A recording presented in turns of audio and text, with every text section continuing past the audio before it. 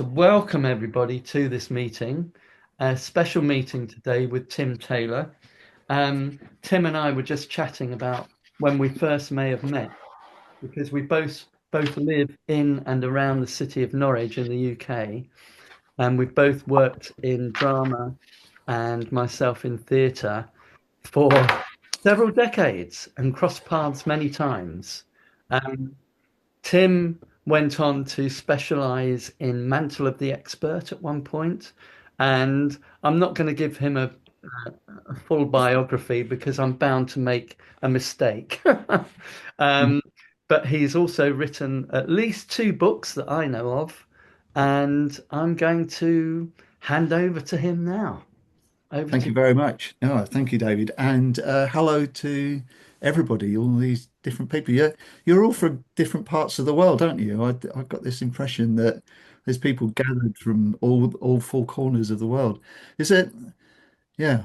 So it's really lovely to see you all. So as David says, my specialism is in Mantle of the Expert, which I don't know how many people have heard of Mantle the Expert or how much they know about it. But what I intend to do in this hour is to give you a an introduction to the approach, a little bit of background to what it is and the kind of theoretical side of it, but not very much. Most of what we're going to do is actually start up a Mantle of the Expert context and invest ourselves in that and do a piece of drama and whatnot, and to kind of explore how it works in education because it was created by Dorothy Heathcote, who I will very briefly talk about in a minute, in order to bring drama into the classroom. It's a pedagogy.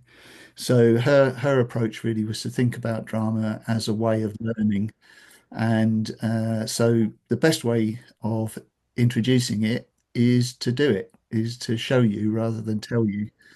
So I'm going to start with a slide, and I'm just going to click on it now and share that with you. There we go. And this is a classroom, primary school classroom, and as you can see, the children are involved in something interesting that's captured their imagination. You can see on the side here the teacher, and she's chosen to take herself to the edge of what's happening at this point in the creation of this context. And in the middle is something that she's created in order to engage the children in this fiction, in this story that they're creating together.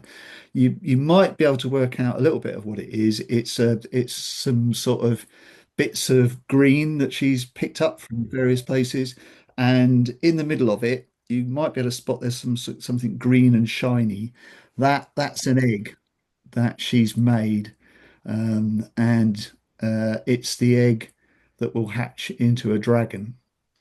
And so these children are um, experts in dragons, and they've been asked to come to a village where strange things have been happening of various kinds. And there are rumors, although nobody's actually seen one yet, of a dragon. And so they've turned up and they're now looking at this egg that's been found in the back garden by somebody who lives in the village. Now, the first thing to sort of point out, the first very important thing, is that the children understand that this is a fiction right from the start. So they haven't walked into the classroom and it's there in the middle of the classroom, and then Nicole, who's the teacher, pretends it's real. So there's no pretending it's real. This is all something that the children understand is a fiction. So she brought in the bits and pieces. They've been working in this story for a few days now, and she brought in the egg that she'd made the night before and the bits and pieces, the twigs and other bits and things, and she showed them this, showed the children this, and said, "I thought we could use this in our story. What do you think?" And the children obviously were keen on that. So when they went out for break, When they came back, she'd put that in the middle of the carpet, and then they came back, and then they started the story. So I just want to sort of make that clear right from the beginning that it's not, then there's no kind of pretending it's real. The children always know that it's a fiction that's going on. Um, as David kindly mentioned, I've written two books. The first is A Beginner's Guide to Mantle of the Expert, and the other one is called Try This, which is a book of strategies. There's what we call keys. There's 40 keys, and the idea of these keys is to write lesson plans and generic kind of strategies in order to help people to use drama in the classroom and inquiry. In the session that we're going to do now, I will be using any number of these keys, but none of them specifically from the book. I watched David. Was it the last one that you did, David, or was it the one I think it before? was the meeting before last. Yeah, so the meeting before last, David was using one of the keys and taught it as a lesson. So you can do that, and there's 40 of those. But what I'm going to do today is to use them as a kind of jigsaw. So we're putting them together in combination. And so none of the things that I'm actually going to be doing today are actually specifically in the book, although David has all the planning for what we're about to do, which is quite a detailed set of plans that I've written for this, which he'll share with you. You'll share with people after the workshop. Is that right, David? You can email. I may well give them a link to download it during this session, actually, Okay, but okay, I'll also share it with everyone afterwards. yeah. So what I wanted to do really was to demonstrate the kind of scope of this, that it can be just a lesson, not just a lesson. It can be a lesson, or you can actually plan these things to go over weeks or even months. And there are teachers using Mantle the Expert in schools that teach for the whole term using a single context. So I just wanted to give you some idea of, as I say, of the scope of this. There's a couple of websites you can go to. One's called mantleoftheexpert.com and the other one's trythisbook.org. On the Mantle of the Expert website, I'd love to be out of the time to show you, but I'm not going to have the time. But if you visit mantleoftheexpert.com, if you go to the resources section and you subscribe to the website, it costs just £1. There's 50 contexts there that various people have written over the time. So there are lots of places to go and access other sort of Mantle of the Expert resources for teaching. So, oops, I wanted to so let's just move on. I wanted to show you this wonderful picture of Dorothy Heathcote. Oh, I haven't got a huge amount, I haven't got enough time to tell you all about her. She was a remarkable person. This is her teaching in the 1970s. She came up with Mantle of the Expert around about the late 70s, early 80s. People are still not entirely sure when it was that she invented it. But as I say, the idea of it was to use drama as a pedagogy, drama as a way of teaching. And here she is working with a group of children.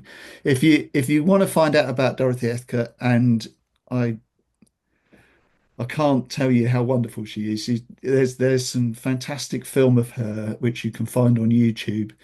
And the thing to look up is Three Looms Waiting. Three Looms Waiting.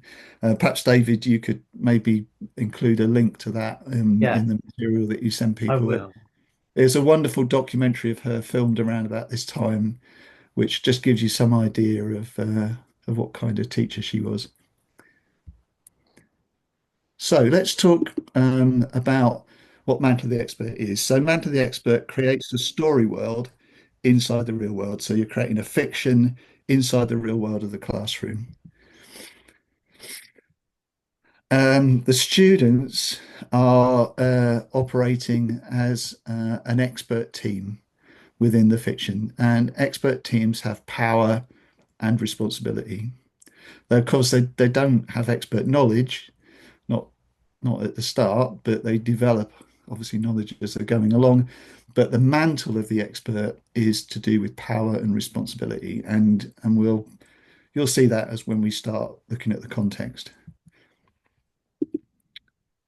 There's the second element is that there is a client, and the client is the one that they work for, and that's the person who sets standards and requires information. So you've got an expert team and you've got a client, and the client asks them to perform various commissions. Um, that's particular tasks and activities, and these are the things that the teacher creates in order to generate opportunities for curriculum study across wide subject areas. So you can see here there's a hospital here. This is Florence Nightingale, and you see Emily. She's the teacher, and the children are in role as the nurses who work in the hospital with Scutari, and they're showing Florence around. They're sort of telling her, what's going on in the hospital. So let's uh, let's look at an example together. So I'm just going to stop sharing my screen for a little while.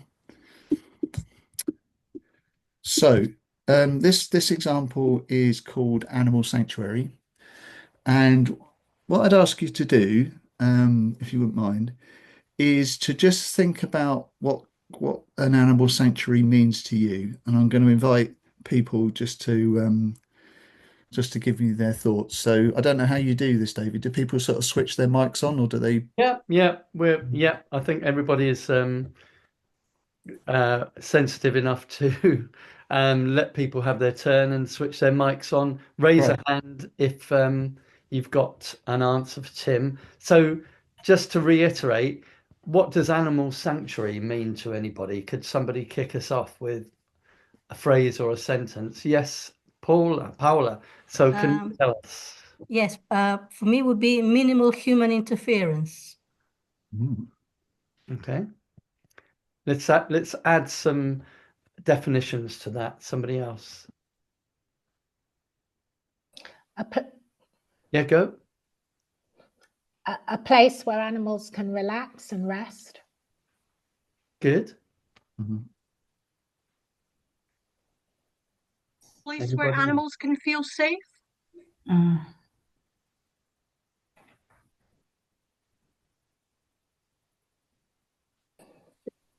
Perhaps a place. Sorry. No, go. Let's go with Amy first of all. Oh, sorry, thank you. So I was going to say, I think animal sanctuaries are usually quite specific. They'll be like domestic animals or wild animals. I think they do have differences where they look after and care for animals. Right. Well, this animal sanctuary, you're right. Normally they are specific, aren't they? But this animal sanctuary is takes animals from all over the world. So you may see some domestic animals and animals that you might expect to see of a particular kind in a sanctuary. There's one just up the road from where David and I live that looks after seals. So they're sort of seals that get stranded on the beach or get tangled up in whatever ropes and stuff. But this animal sanctuary is much more general than that. This is an animal sanctuary that can take animals from all over the world. So, Um, sorry. Go ahead. Hi, yeah. I sort of wonder if it's a protected space where the intention is to build up a level of trust. Maybe there are animals that have lost that level of trust with humans, or you're trying to build up some kind of relationship within that protected space, Mhm. perhaps. Yes, yes. And you can imagine the reasons why animals might lose trust in humans, can't you? Absolutely. You can imagine all the sort of circumstances where that might happen. So, yes, Jenna. I was just going to add to that to have an animal sanctuary, there must have been a danger to the animals, and nearly always a human danger Yes, outside, and yes. they're in the shelter. Yeah. Yes, because the word sanctuary implies, as I think somebody's already said, a place of safety.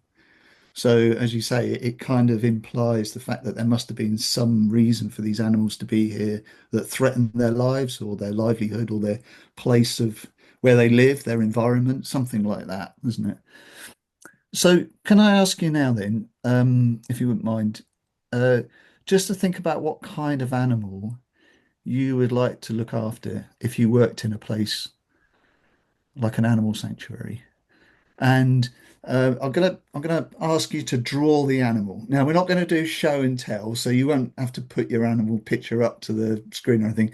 It's just that in the classroom, this is a key part of the strategy, is to move away from talking and into the creation of an image. So just in your own places, in your own time, just start drawing a picture of the kind of animal that you would like to look after if you worked in a place like an animal sanctuary. Once you've finished, can you just pop in the chat, just write in the chat what kind of animal it is that you're looking after in the sanctuary?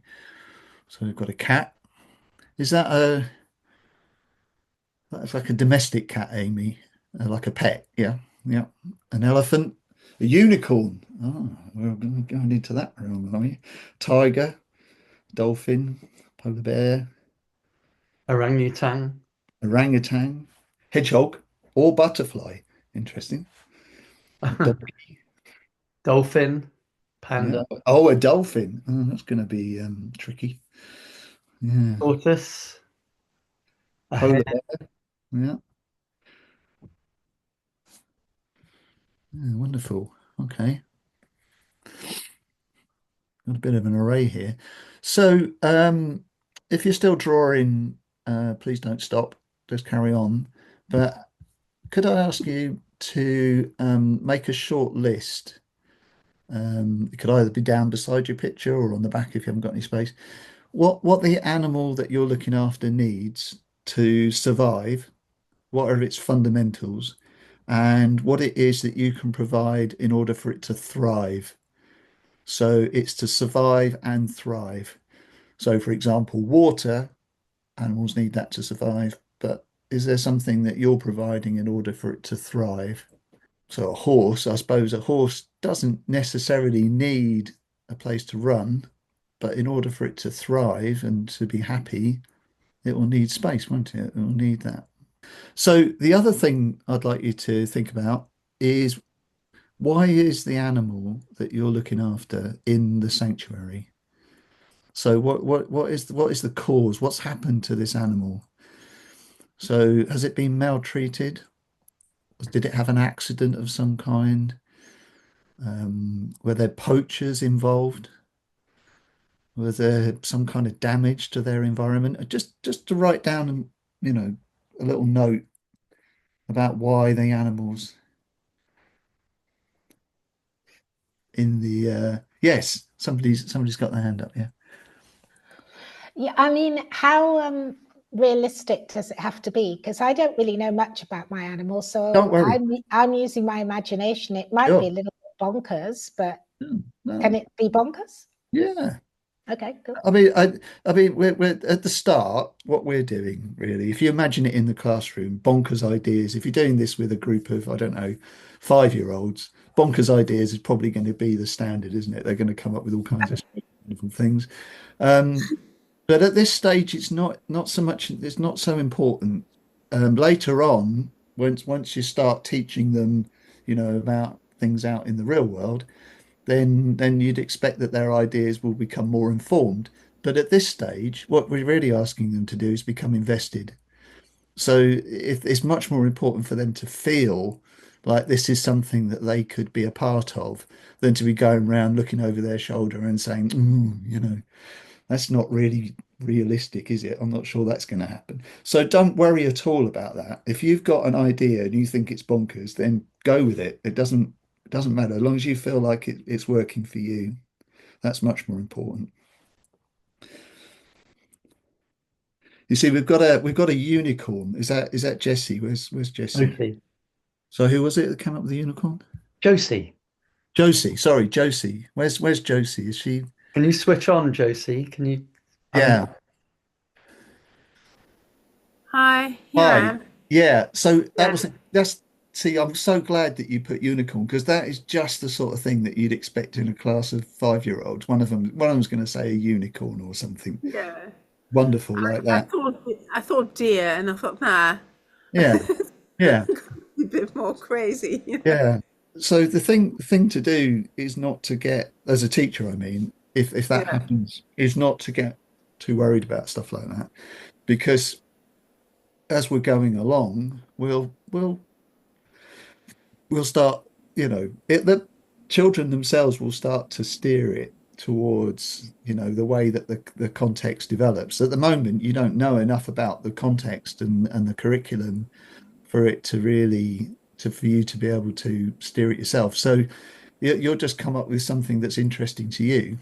And if unicorns are the thing that interests you, that's the thing, that's the hook, that's the thing that will connect you with what's happening in this sanctuary. So we don't need to worry too much about things and wonderful, lovely things like that, because we're not actually going to go down the route of unicorns, because that's a fantasy curriculum, which we're not heading in that direction. But we'll steer it, as you will see. So what I'd ask you to do now is to have a look at this list of breakout rooms that David's created, and to select which room you would like to go into. And when you get into that room, what I'd ask you to do is to talk to the other people about their animals and why their animals are in the sanctuary, and to think about what kind of enclosure you would create for the animals in your group. Now, you might decide that the animals can't live together, so you wouldn't necessarily have two, I don't know, a lion and a tiger together. I mean, I'm just plucking two animals out of the air. So you might decide that they need two separate enclosures, but it's just to kind of have a conversation about the animals and what kind of enclosure you would design for them in the sanctuary. Does that make sense? So I'm going to read the rooms for you. We've got large meat-eating mammals, large vegetarian mammals, small meat-eating mammals, small vegetarian mammals, reptiles, and other creatures. Josie, you might be in that one. I'm a meat-eating small mammal. Okay, you're in. Hedgehog. Yeah, I'll put you in. And Kirsty. Polar bear, large meat-eating mammal. Large vegetarian animal, elephant. Lovely, you're in. Tess. I'm a hedgehog, so I think they're small meat eating. Oh, Nev. Yeah, I'm here. I'm a leveret. I'm a baby hare. So vegetarian, small, very small. Okay, I've put you in. So you'll be in a room with similar animals. Amy, are you there? Yeah, sorry. I'm a small meat eating animal, cat. Domestic. Okay, in you go. Everyone back? I think we should assume they are, Tim. So can I ask in a kind of rather general way, what sorts of things came up in conversation? Did you get to the point where you were talking about the enclosures? Did you start having a conversation about, yeah, who would like to give us a bit of feedback on that? How about Maria Emma? I saw you nod your head, I believe. Did you have something about enclosures? We did.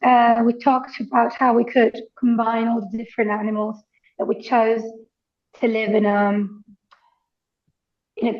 big land with the sea, combining the places so that we could live next to each kind of animal next to the other and meet and play together at one point. So what kinds of animals were you or are you sort of looking after then? So then unicorns and tortoises could live together, provided that unicorns don't stomp. Well, quite, yeah. Well, you know what unicorns are like. They get excited and then all kinds of things could happen. So we have to keep those tortoises safe. Yeah. Anyway, I interrupted you. What were you going to say? No, nothing really. And then we had a bit of a problem with combining penguins and dolphins. But we said maybe this penguin could either be used to warm waters, or maybe these dolphins are very good at swimming in the cold water. So at the end, we said perhaps we could have a big seaside park with a nice bit of land next to it for the And a beach. land and in the beach, yeah. And a bit of beach, yeah, a bit of beach, yeah.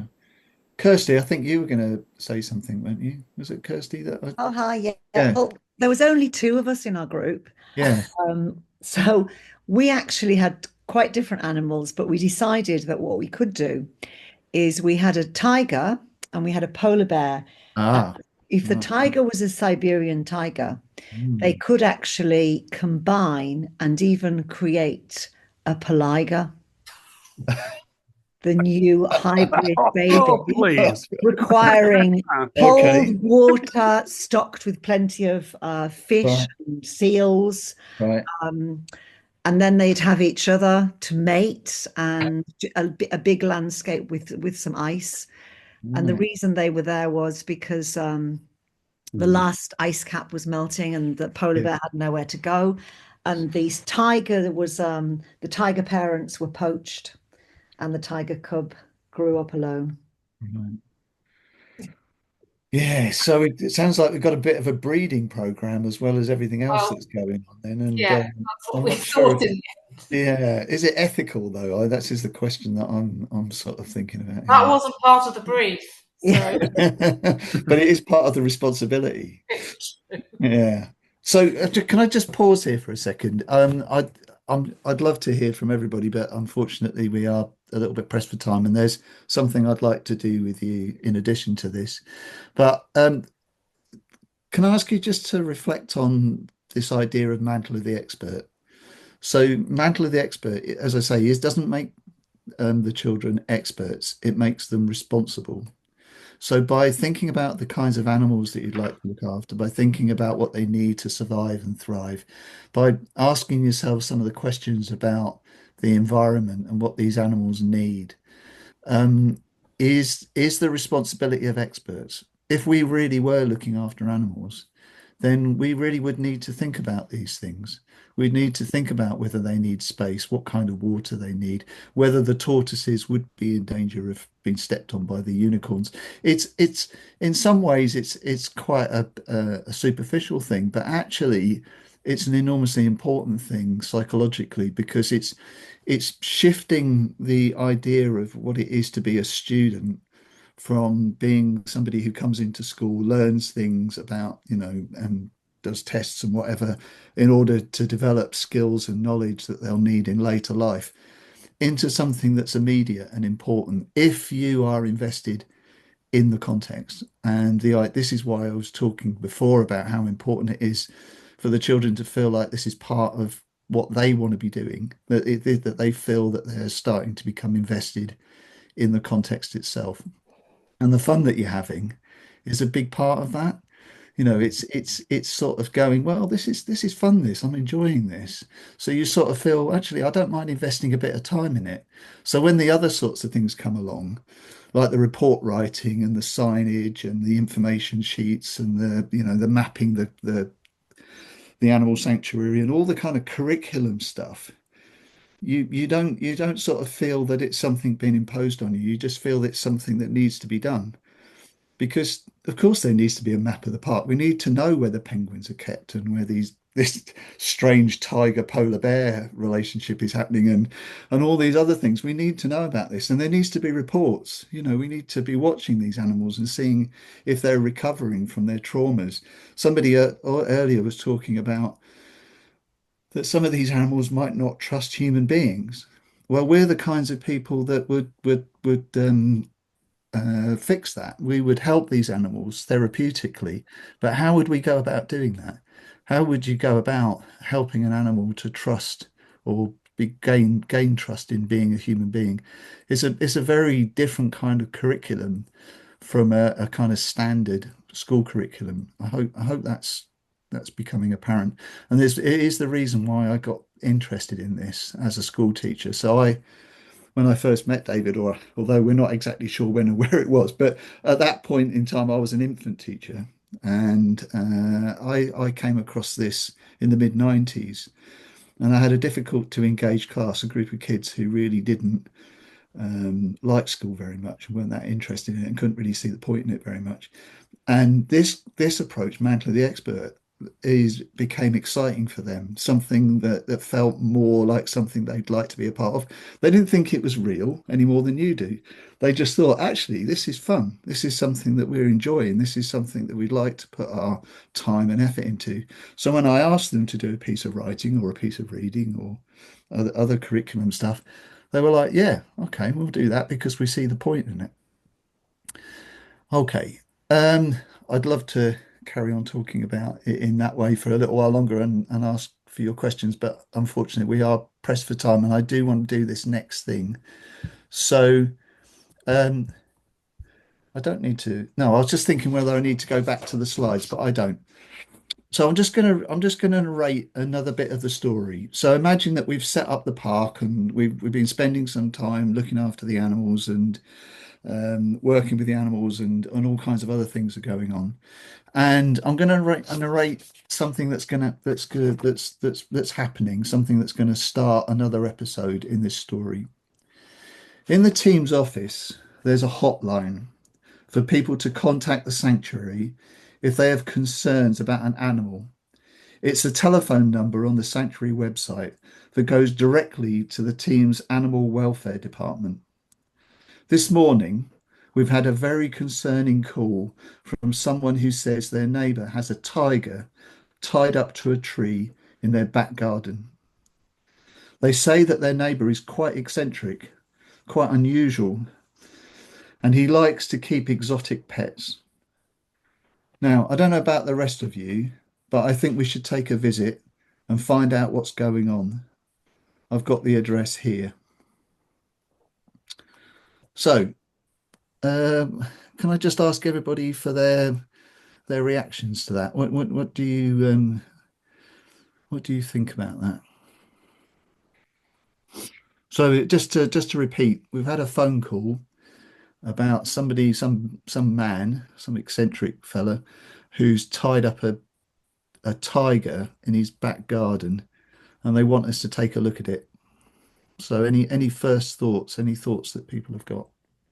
I think it's quite important that we get out there very quickly and to make sure that we're properly we've got enough safety to make sure that that the tiger is might be very dangerous. So we've got to be everyone's got to know exactly what they're doing when we get out there, and that it's going to be interesting.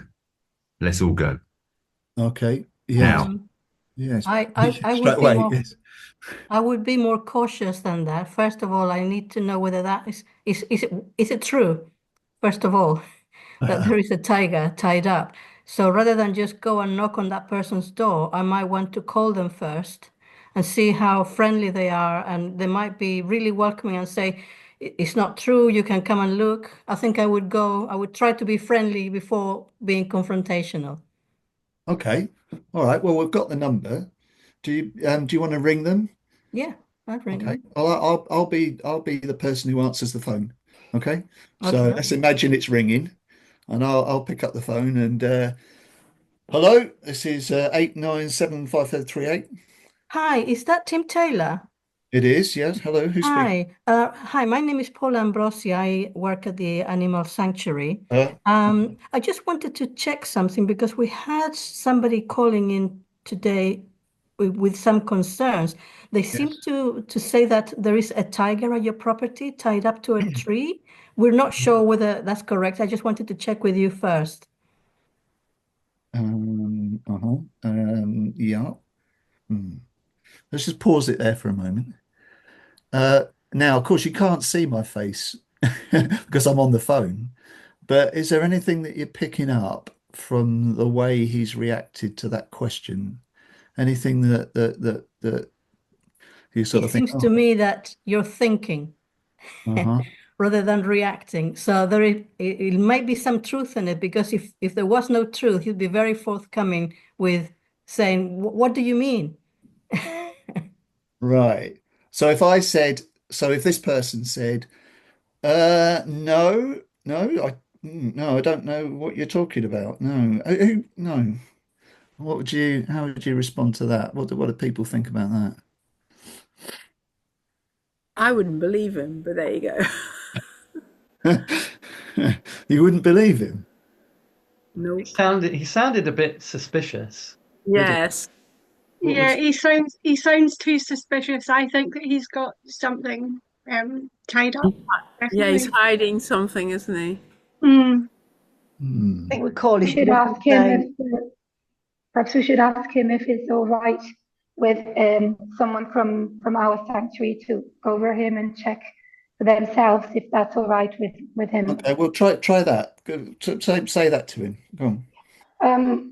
Excuse me, I don't want to be disturbing you very much, but would you mind, since we've had this call, if anybody from our sanctuary came over just to check if there is a tiger? I know might sound a bit, too much, but we're really concerned with animals and we would like to come over and just Right. check for ourselves.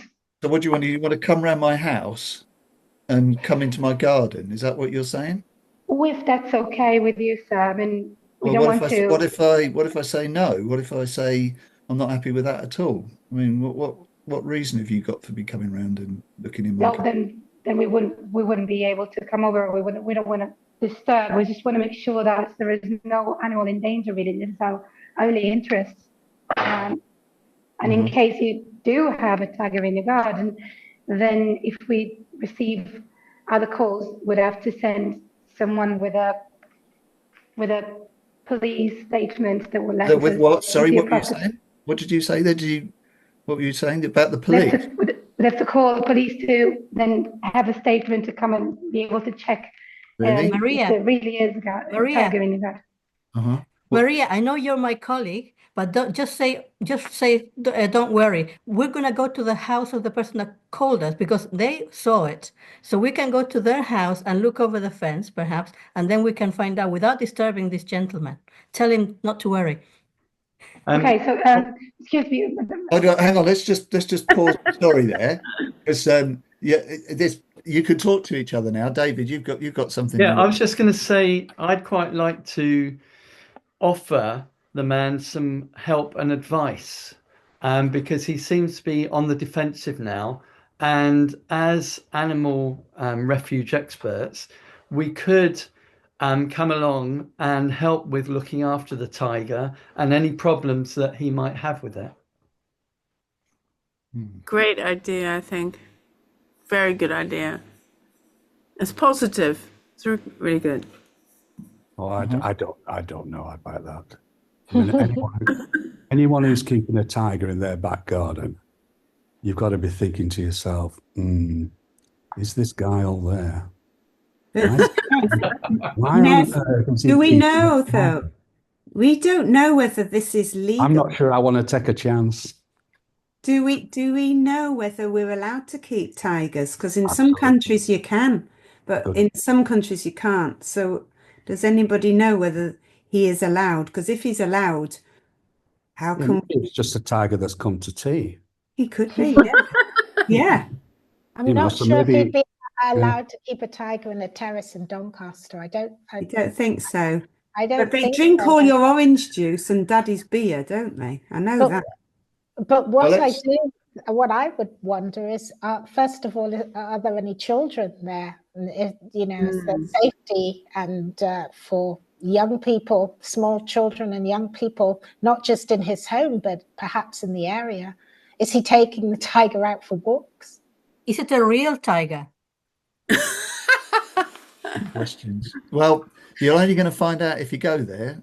So that's what I said in the beginning. We've got to get over there quick. I mean, Grant, you're eager to get going, aren't you? You're sort of thinking this is all. Grant's looking for a fight. Yeah. Well, could we possibly check, because there's neighbours? Maybe we should check with the police or someone like that who've got the authority to go in if they suspect something. A warrant, right? They need a warrant. If there's been any other complaints by other neighbours or any other sightings by other neighbours. Okay. And that way we have someone who has authority to do it going first. Yeah, my dad's I don't know. friend is in the RSPCA, and he once went round someone's house because there was a dog there that was annoying someone. So what's the RSPCA I've heard about? Well, okay, because we're pressed for time, I can see that something. I mean, Grant, he's there. He just wants to get over there and find out. Good luck, Grant. There's a tiger that needs sorting out, but there's other people who are sort of much more hesitant. So let's say, just agree at this point that we've done some background checks. Paul has been on the phone to the neighbour. The neighbour's said, "Yeah, no, it's perfectly real. I can see it out the back of. I can look out the back of my window and I can see the tiger in the back garden. No, he hasn't got any children. So we contacted the police. The police have given us, authority to go and visit his house. We've got in the van. We've got all the right equipment. We're obviously trained for something like this, so we're not just sort of turning up, and we've arrived at the man's house. Now, ring on the buzzer, and he comes out. Now, I'm going to show you a picture of what he looks like. Sorry. Hang on a minute. There he is. You see that picture? Yeah. Cuckoo. He's cuckoo. He doesn't belong in the home. He needs somewhere else to live on a day-to-day basis. He looks very short. Oh, yeah, it could be a short man. It could. Yeah, Then well, should be heightist. Surely. Too big, or he's not medium height. Yeah. He might be armed. True. He might be hiding anything in his pockets. He's got a military insignia on his sleeve. Yeah. The tiger is the least of your problems. But he looks a little bit like Noah, and Noah had an ark. Maybe he knows about animals. Well, I've just got to stop sharing that for a minute. This is the man that comes out, and he says to you, are you the people from the sanctuary? Are you the ones that have come to have a look at the tiger? Tiger, yeah. Oh, so you do have a tiger then? Well, there's no point. I'm afraid there's no point in hiding it any longer. I mean, you're here. Where did you get it? Well, I don't really want to talk about that very much. I got it. I have a license to keep it. It's not illegal, but it's turned out to be much more of a problem than I anticipated. I don't know. Have you ever seen that program? I don't know what it's on, Netflix or something, where there's that Tiger King or somebody. And I watched that, and that looked like an exciting thing to do. So I got a tiger. But does he have a name? Has it got a name? Yeah. Did you say? Yeah. What, you can't remember his name? Krishna. So it's proving to be too much for you after this initial idea. Yeah. So would you like how would you like the idea of still being able to have some contact with it, but not having the daily problems that it's creating by being in your garden? Is that something you think you could live with? Just gonna pause it there. Now, Sorry. when he no, this is perfect, Shelley. Thank you for this. I just want to demonstrate that you don't always have to answer a question with the words. One of the things that I love about drama, particularly Teacher in Role, is the opportunity that it gives students to stare. It's not something that we, people are very comfortable with normally, are they? They don't like being stared at. But you can learn an awful lot if you if you have the opportunity to look at someone. You can look at their body language and all those other things. And again, this is show not tell. So one of the things that we like to do in drama is to just pause the story for a minute, which is what I'm going to do. and give the children the opportunity to stare and talk about body language. Now, body language is something that we all have to learn, but we hardly ever get taught. We hardly ever have the opportunity to talk about what people look like and what that means. Most of the time, you just kind of have to work it out for yourself, don't you? So I'm just gonna ask you to remember what Shelley's just asked. She's given him an out. She's given him an opportunity for the tiger, for his problem to go away. And before he speaks, I'm just going to ask you to look at his face and how he looks when he's thinking about that.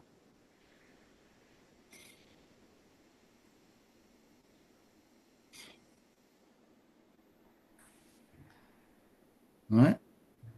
Now, can I see everybody's face again, David? So what do people make of that answer? Before he speaks, he looks like that. So what do you pick up from that? He's considering. He looks worried. Yeah, he's concerned. I think he loves his tiger. It's not a straightforward decision for him. He's having to balance up some ideas in his head. He's worried he won't see him again. Now, he just might have made a promise. I'm sorry. Sorry, Jenna. You say what you're going to say, and then I was just going to say he looked like he was deliberating, and maybe he's made a promise to somebody else. There's something else here he's not telling us.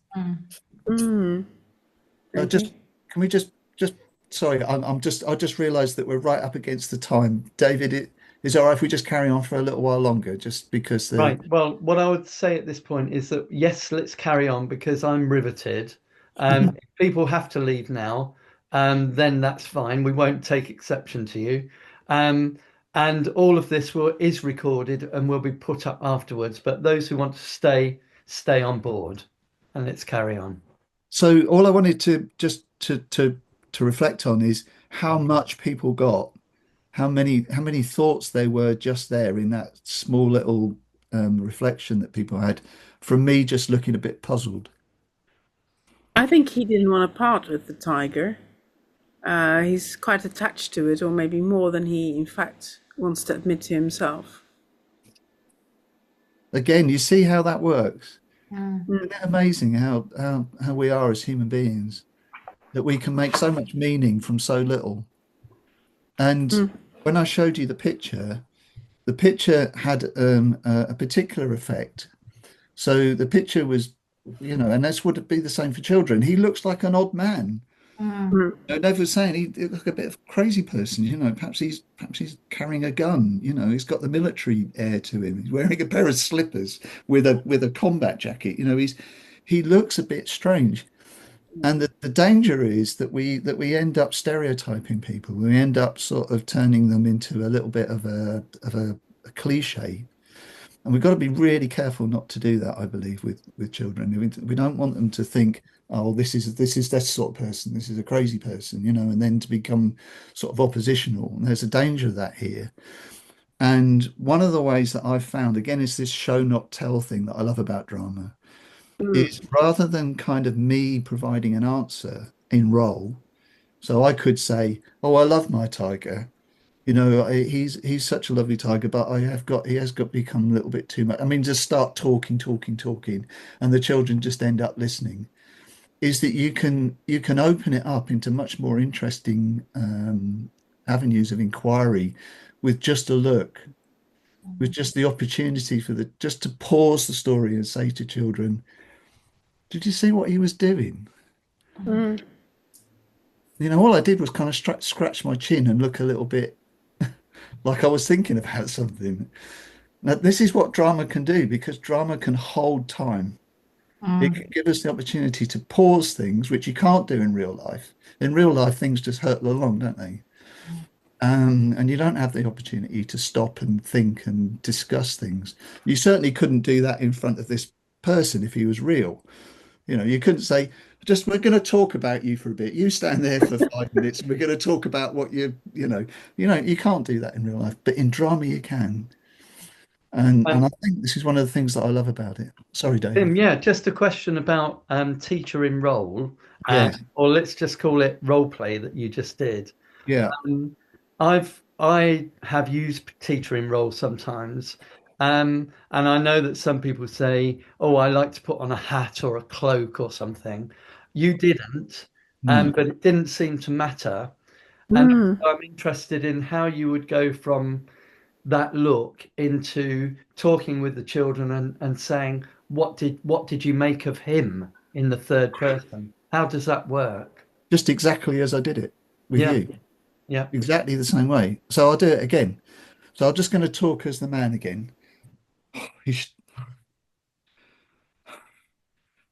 I've had him for a while, and he was when he was little, he was so cuddly and lovely, and he would rush up to me and and we'd hug, and just like the man on the telly, it was lovely. But as things have gone along, as he's got bigger, he's just become more and more miserable, and now he just kind of sits around in the garden, and I've had to put a chain on him because he's a bit dangerous, and I'm a bit worried that he might do something.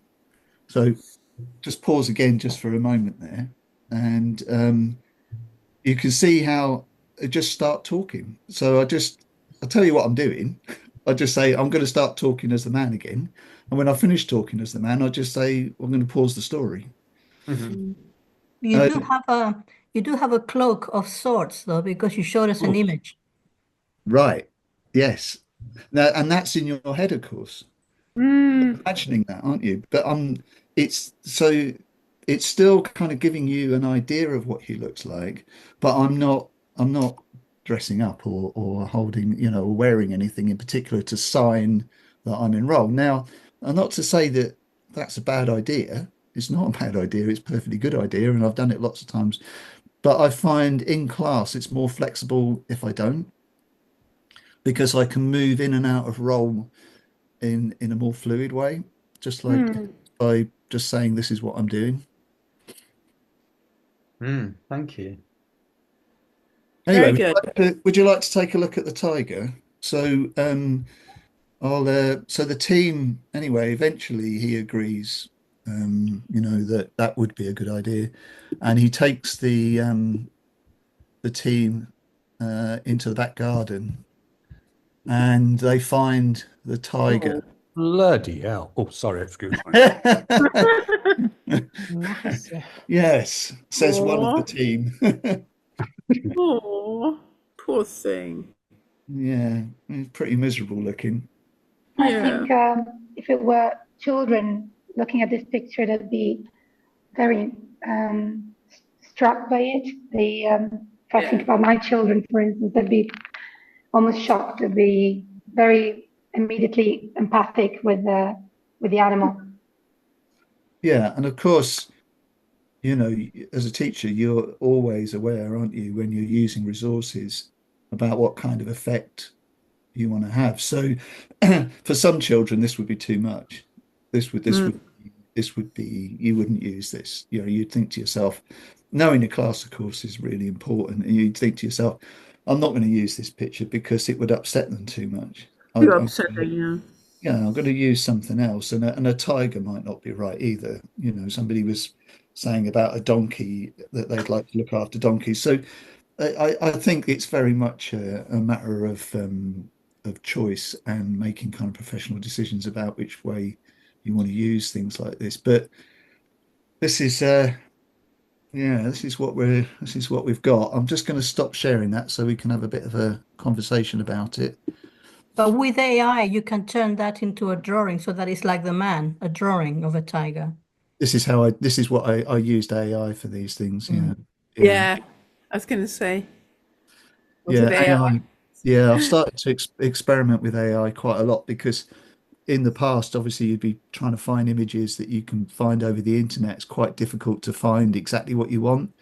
So I experimented with AI for this picture and for the man because there were particular things that I wanted.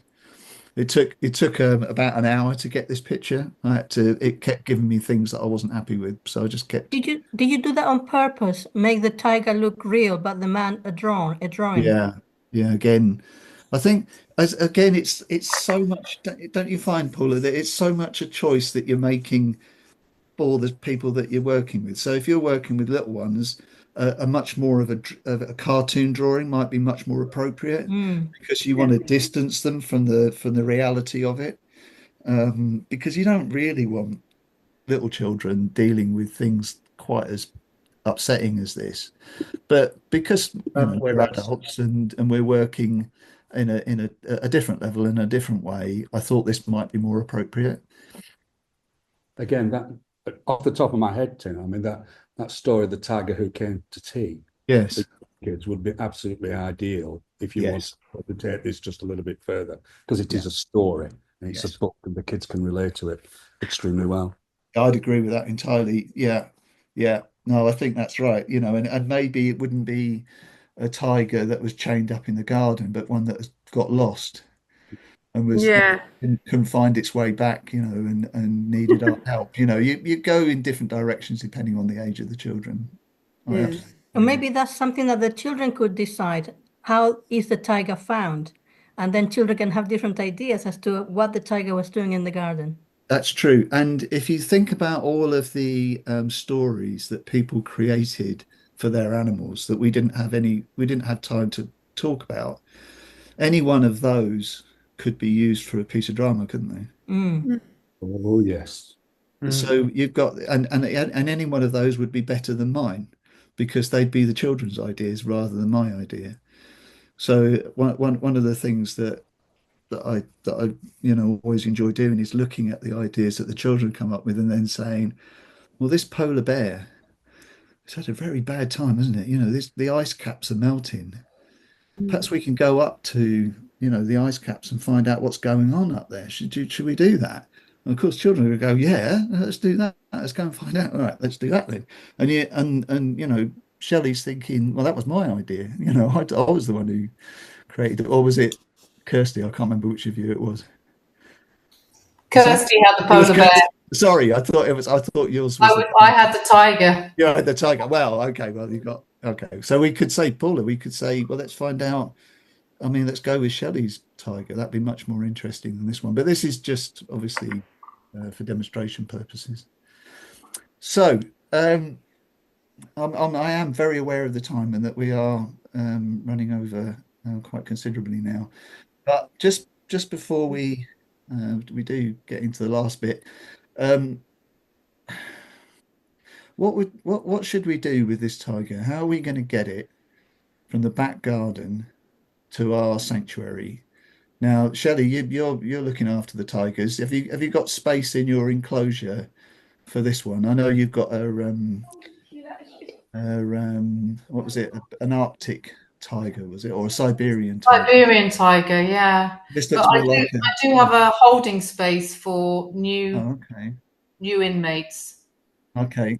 And obviously, you'd need to do that. You can't introduce two animals immediately. You'd have to take the tiger in, see how it is reacting, see how it behaves now that you're taking it out of its normal environment, which is the back garden, chained to a tree. You've got to allow it to adapt. Yeah. So we probably have to tranquilize it. Okay. And then lift it between all of us carefully into a cage at the back of the truck and take it to the sanctuary. And then we might need a helicopter because the cage won't fit around the side of the house to get out to the street. That's possibly true. We will probably need an animal psychologist too. Yeah, and a vet.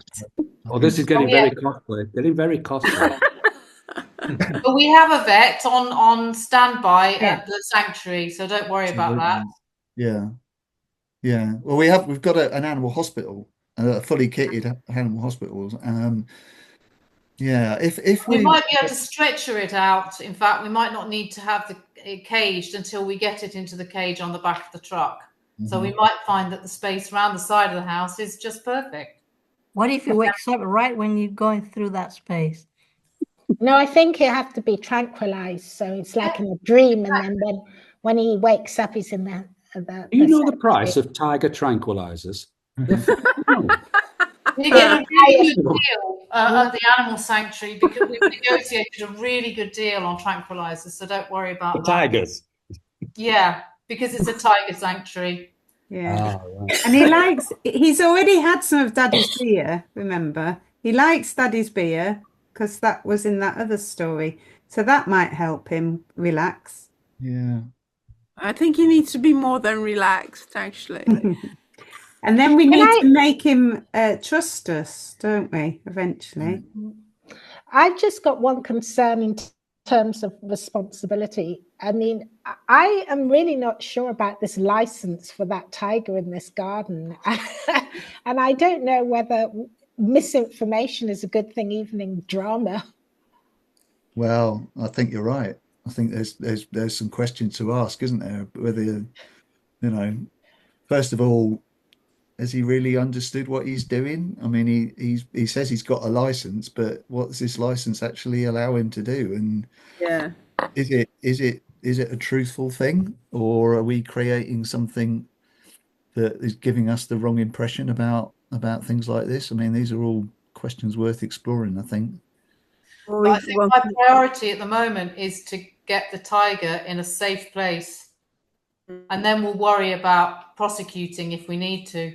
Yeah. Well, I mean, I like to, Sheila's point is quite good because, we have two priorities here. One, a responsibility to the tiger, and the other responsibility is to what the child takes home from this activity. Yes, exactly. Of course. Yeah, of course. Yeah. Can I ask? Can I ask Tim? Can I ask? Please. Yes. In the process of the mantle of the expert, is there a place where after this process that you move to? Because there's lots of questions, obviously, the children, and what's great, of course, is because it's getting the children's enthusiasm for learning. Is it a case that within that process that you, as a teacher, return with answers, or do you say you just leave it? Okay, this child is now so interested in the answer to this question, they're going to go and explore, and they're going to go and find out the answer themselves. Is there, what I'm saying, is there a post mantle of the expert where, questions that they couldn't possibly know themselves, such as for instance, how much does a tranquilizer cost, for instance, or how to administer a tranquilizer, whatever these questions are, which within all this questioning they couldn't know, is there a point where, is there this post mantle of the expert process within your curricula? What happens? It's like a warm down, isn't it? Yes, of course. So thank you so much for asking these questions, because they're, in an hour, I worry that I could end up giving completely the wrong impression. It's one of the reasons why I started with talking about what Nicole was doing, because it's easy to give the wrong impression. If you remember, I talked about the two circles. You've got the real world, and inside you're creating a fiction. So you can see that we're moving in and out of between those two worlds. So some of the time we're in the world. So for example, when we're communicating with this man who's teacher and role, and sometimes we're outside, when you were creating the drawings and you were thinking about other things that you were doing. Now, my responsibility as the teacher is to teach children the curriculum. Now, the curriculum is animals and animal welfare and environments and what animals need and all those sorts of things. So I have to teach them that. But what I'm doing is I'm hopefully through this context is engaging the children in this story, in this context where they need to know. So the question is, what do we need to know? Well, we need to know all about tigers.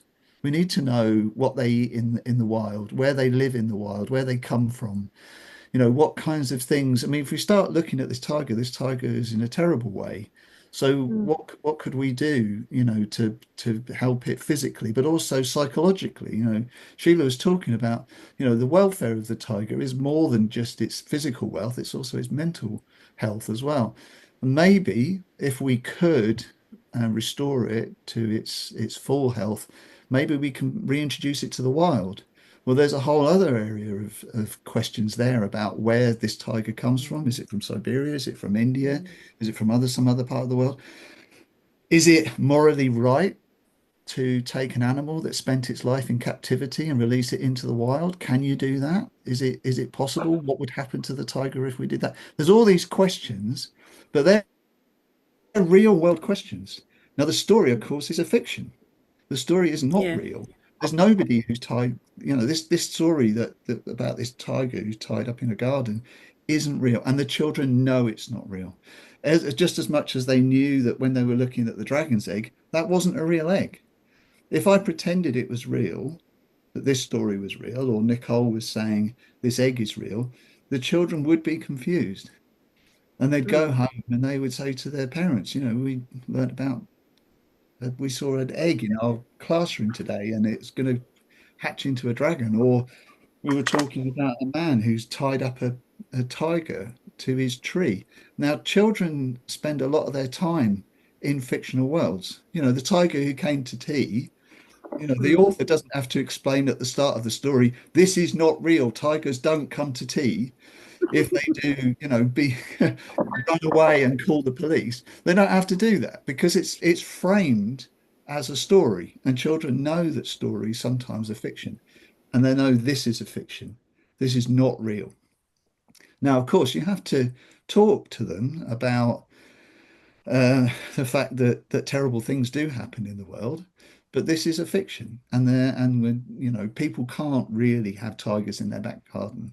They can't. That's something that we're sorry. So what I mean is, for instance, yes. Let's say that your children could discuss, they're in their discussions, where do tigers come from? And they start listing, well, I think tigers live in such and such a place, such and such. As a teacher, because they are the expert, they are playing. No, sorry, they are playing a role. As a teacher, sorry. you have to when do you stop asking questions and actually provide a So thank you again for asking a question, because they're not experts. They're not. It's the mantle of the expert. So they're not experts on tigers anymore. No, so sorry, but what I meant was, because as a teacher, you've taken this role as, I'm going to allow you to question, which is wonderful. And I completely see how brilliant it is. It's brilliant. But just at what point? Because you're always questioning, because you're always opening question. Is there a point where you can be the one who, how do you, finally answer? At the end of the day, they've all been deciding, I think tigers live in China. I think tigers live in India. I think tigers live in, London, wherever. Yes. Can I just, you know what I mean? Where is that point, or is there not? Just before Paula, so we'll listen to Paula, and then I will answer your question. Yeah, can I just say, I have used Mantle of the Expert in primary schools, and one of the things that we've done is that we create fact sheets in the classroom. So within the teams of the children, one of them plays the role of researcher. Yes. So when they need to know information, they can go to those fact sheets and come back to the group with that information. So retrieving the information becomes part of the activity. Yes. So that's one of the ways, I guess. Yeah, that's a strategy. So, but in terms of the way that the approach works, the answer, Eleanor, is yes. You tell them. You say, in our story, there was a tiger that was in the garden, and this garden is somewhere in the UK, somewhere like that. Tigers in the wild live in India and Siberia. Indian tigers look like this. You show them a picture. Siberian tigers look like this. In order for us to do our work in the story, we need to know all kinds of things about what tigers need in order to survive and thrive. I'll tell you all about it. That's my job. So I might show you videos, I might read a book, I might impart knowledge if I have knowledge about these things. But you're absolutely right. When it comes to the children learning things, then you as a teacher, you have a responsibility to tell them, to teach them that. So the thing with Mantle the Expert is you have a fiction which you create the need to know. So in this situation, we need to look after this tiger. The children are invested in that story. They want to look after the tiger. They're concerned about its welfare. So we need to learn as much as we can about tigers. And I'll teach you about that. But I won't do it inside the story because they're experts on tigers. We'll stop the story and I'll teach you about it as a teacher. Does that, sorry, is that, thank you for probing away at that, because that's absolutely fundamental to the way this works. Perfect. Thank you very much. Great, thank you. I think also, just to add something quickly, I think it depends on you as a teacher when you interject those things. When you feel that there is a point you have to tell them facts, then you pause the story. I think it's very much you feel what happens. It's like wait and see what happens, basically, I think. Also to add in, you've got a thin path to it. Yes, sorry, David. Yes. Yeah, I was just going to add in that you may not have had a chance to look at the lesson plan that comes with this. So I'm going to email it to you. I've put it in the chat a couple of times and I'll do it again. But it does answer some of these questions. It's something like a 30-page project plan with all sorts of ways that you can deal with various outcomes. So, you know, you'll be able to read that afterwards and get lots of info that way as well. Yeah, and also I should say, if I could lay my hands on it. Oh yeah. Excuse me.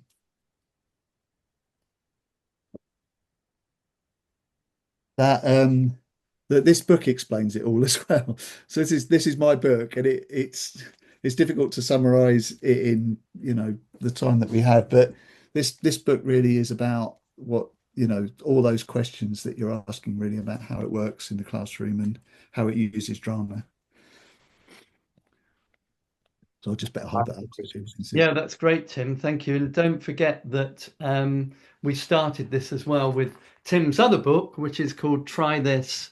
And what that does is it breaks down elements of the Mantle of the Expert approach into bite-sized thematic keys or chapters, each with a different approach. So, for example, using signs, using characters in role, drawing plans, all that. I can't remember all the titles of the chapters, but it's an incredible book that has a lot in it of practical ways that you can use Mantle of the Expert.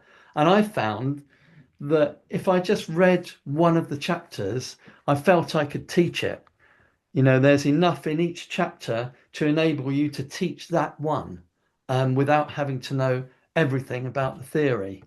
Is that right, Tim? Yeah, that's the plan. That's what the intention was when we wrote the book. Yeah, thank you, David. Thank you. Okay, well, any final questions for Tim? I will, of course, say a big thank you to you, Tim. It's been incredible. You've covered a lot of territory for us, and I'm sure people will go away with lots to think about and to try out. Thanks, Tim. Thank you. Thank you very much. Thank you. Thank you very much. And yeah, any final I have one quick question. Yeah, Kirsty. Yes. Thank you very much. It's been really great. And I do know a bit about the Mantle of the Expert. I'd just like to know from your personal experience that what we looked at today seemed very much geared to a primary school setting. Yeah. What ages have you done it with in sort of higher level school? So I've worked in most of my career. I've worked in primary, and I've worked in nursery as well, and I have done some work in secondary schools, but not very much. I've never been an actual teacher in a school in secondary. Do you know Hugh Roberts and Debbie Kidd? I don't know if you've come across those people, but both of them worked in secondaries using Mantle of the Expert. As you can imagine, it's a different kind of experience. You know, one thing that I have to remind myself constantly if I'm working with older children and adults, I spend a lot of time now working with adults, is to be careful to protect them, what Dorothy Heathcote called protect them into experience. So if you imagine working with a class of infant children, then you'll be up on your feet, looking at the tiger through your binoculars and creeping up to it and shooting it with and whatever and just put it to sleep and stuff. And they'll all be doing that without any problem. If you try that with older children, they're much more likely to be I'm not going to be doing that. So it's that's the biggest difference. Where stories, I hope that that worked for you. That story, that was my intention, was that it would involve you in that fiction. That stories work for everybody, don't they? They're And just if you pitch it at the right level. Just to add, Tim, going back to the ladies previous about the secondary, if somebody wants a book where they can explore the whole notion of animal rights and so forth, it sounds like a quirky story. Please get hold of a book called Mrs. Frisbee and the Rats of Nim. Okay. Or Could you type that in the chat for us, Nev? Brilliant. Absolutely brilliant. Could you type it in the chat window for us so we can check it out? Please. Thank you very much. Yeah, so thanks, Kirsty. That yeah, it is different, but then I'm sure you're aware of that, aren't you? Yeah, no, I'm sure you can apply to certainly the yes, yes, yes, you just can. about get them to go along with the fiction part of it. Yeah, I definitely think, Kirsty, you should get your school to get hold of this book. I am going to order it. I was actually going on Amazon earlier. I thought I'm not going to waste my time on Amazon now. I'll be in this, and I'm going to order that. Yeah, I think you'll find that there are elements that you can use with older students as well. Oh, yeah, most definitely. Sure. And Great. as with all drama, it's about the subject area and your attitude, I suppose, to that subject and theme. That means you can adapt it for 5-year-olds or 10-year-olds or 16-year-olds. So it's choosing something that they can sympathize with. I just wrote Good Night, Mr. Tom, which is a book about the evacuation. And that's, you can really use that for secondary as well. I mean, on every level, really. I use it with year 7, I think. But you can use it with older kids as well, I believe. Yeah, excellent. All right, then. So I'm going to wrap things up for today because it's been a mega meeting and it's been highly valuable and thought-provoking. So thanks once again to Tim, and I look forward to sending you all the information. I'm going to edit this video so that we get you will see most of it, but you won't see me and Tim in the middle waiting around for you to come out of the breakout room. So I'll cut out the bits that we don't need, and everything else will be in there. All right. Thank you very much. Okay. Thank you. Thank you. Bye-bye. Lovely to meet you. Thank you again.